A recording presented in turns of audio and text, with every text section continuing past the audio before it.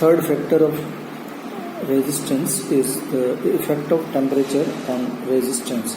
So now we have to see what is the effect of temperature on the resistance. There are four different material we will consider. First one is metals, second one is alloy, third one is semiconductor, and fourth one is electrolyte. On metals and alloy, on increasing the temperature, the resistance is increases, while decreasing the temperature, the resistance is decreases. While in case of semiconductor and electrolyte, on increasing the temperature, the resistance is decreases, and on decreasing the temperature, the resistance is increases. For mathematical, we know there is an equation, that is RT is equal to R0 1 plus alpha T.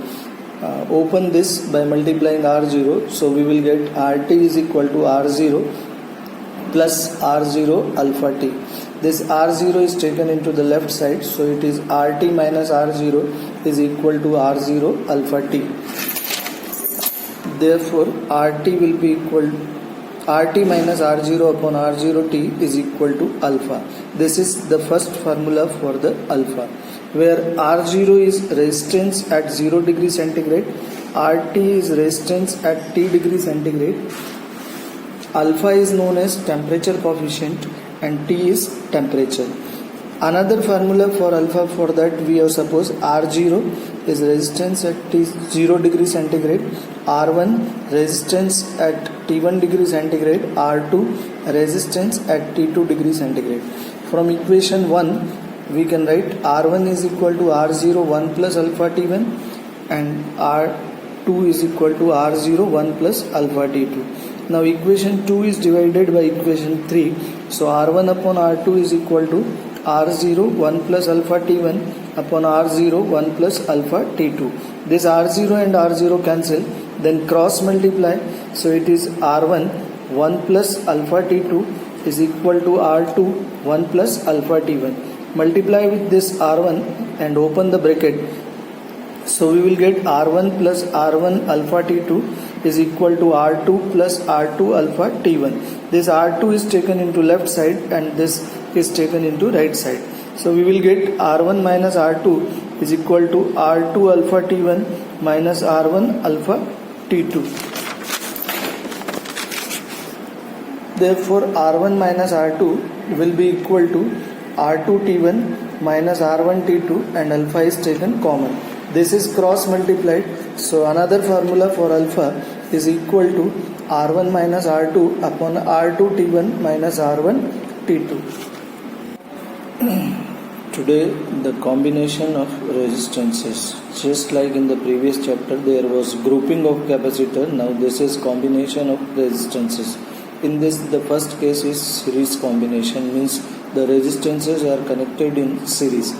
For that we have suppose there are three resistances and they can be connected in series. The number of resistances that can be connected is according to our requirement, means more than 3 we can connect them into the series. So they are connected in series 1 by 1. Let their individual resistances are R1, R2 and R3. They are connected with a cell. With the help of this cell, the current I is flowing in the circuit. Let the potential difference across the ends of the first resistance is V1, that of second resistance is V2, and the third resistance, that is V3. So by Ohm's law we know R is equal to V by I, therefore V is equal to Ri, and with the help of this we can find the individual potential differences. V1 is equal to R1I, V2 is equal to R2I, V3 is equal to R3I. So therefore the total potential V will be equal to V1 plus V2 plus V3, and therefore V is equal to R1I plus R2I plus R3I. From this the I is taken common, so therefore V is equal to I R1 plus R2 plus R3. Now we will suppose the equivalent resistance of all these resistances is equal to R, and therefore V is equal to Ri.